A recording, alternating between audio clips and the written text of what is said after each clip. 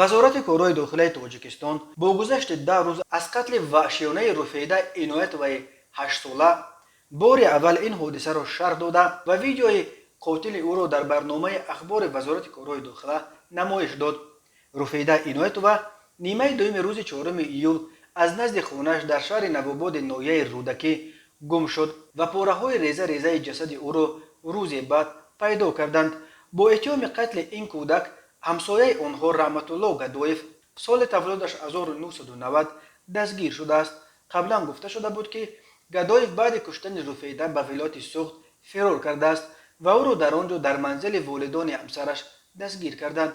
وزارت کارهای داخلی میگوید رفیده همسال و دوگانه دختر رحمت الله گدایف بود و روز 4 ایول به خانه آنها آمده است تا با دوگانه‌اش بازی کند، اما گدایف که اهل اویلش به ولایت سوخت فرستاده بود از نبودن آنها استفاده برده رفیده را به خانه درآورده است و به ناموسش دست درازی کرده سپس با کارد او را کشته است. به گفته تفتیشات گدایف مست هم بوده است. او در این برنامه نقل میکند که اول قرتوقش را جفیدم، از اوش رفت، به سر کارچه رفتم، گرفتم آمدم که از جا خیست است، باز گرفتم قرتوقش را جفیدم، کشتمش. علیه گدایف با اتهام آدمکشی و تجاوز به ناموس کودک خردسال پرونده جنایتی گشودند.